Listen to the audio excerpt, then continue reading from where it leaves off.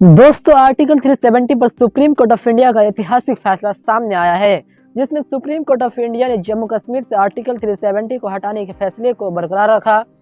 और इसके साथ ही सुप्रीम कोर्ट ऑफ इंडिया ने भारत सरकार को कई निर्देश भी दिए।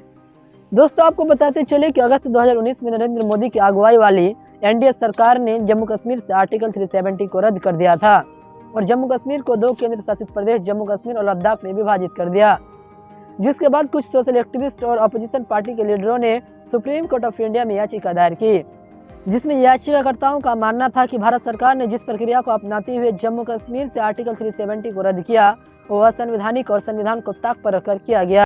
याचिकाकर्ताओं ने अपने दलील में संविधान के अनुच्छेद 370 के उपखंड 3 का भी हवाला दिया, जिसमें राष्ट्रपति को आर्टिकल 370 को निष्प्रभावी करने का अधिकार तो है, मगर राज्य संविधान सभा की अनुमति के साथ, यानी कि जम्मू कश्मीर कॉन्स्टिट्यूएंट असेंबली की अनुमति के साथ।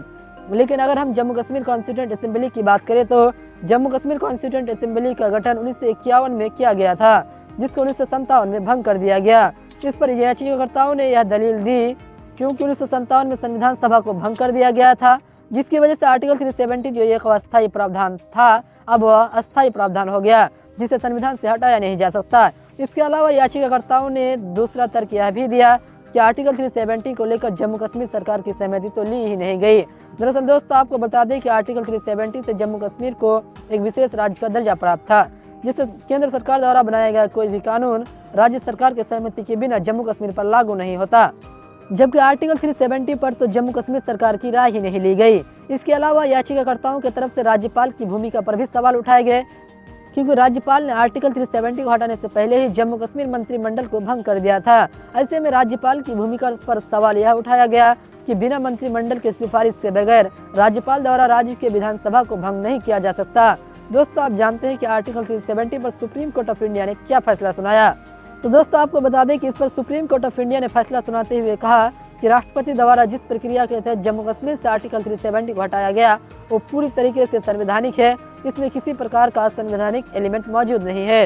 इसके साथ ही सुप्रीम कोर्ट ने आर्टिकल 370 को अस्थायी प्रावधान बताया, जबकि याचिकाकर्ताओं की तरफ से इसे अस्थायी प्रावधान बताया गया था। इसके अलावा सुप्रीम कोर्ट ने लद्दाख के पुनर्गठन को भी बरकरार रखा। इसके साथ ही सुप्रीम कोर्ट ने सरकार को कई निर्देश भी दिए, जिसमें कोर्ट ने कहा कि जम्मू कश्मीर को जल्द से जल्द राज्य का दर्जा दिया जाए। साथ ही कोर्ट ने 30 सितंबर 2024 तक जम्मू कश्मीर में चुनाव कराने के लिए निर्देश भी दिए।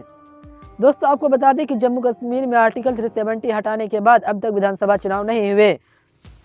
इसी वजह से कोर्ट ने अगले साल सितंबर तक सरकार को चुनाव कराने के लिए उचित कदम उठाने को कहा। बाकी दोस्तों आपको यह वीडियो कैसी लगी कमेंट सेक्शन में जरूर बताएं और ऐसे ही इंटरेस्टिंग वीडियोस के लिए हमारे चैनल को सब्सक्राइब करने के साथ ऑल के बटन को जरूर दबाएं ताकि हमारे नए वीडियो का नोटिफिकेशन सबसे पहले आप तक पहुंचे।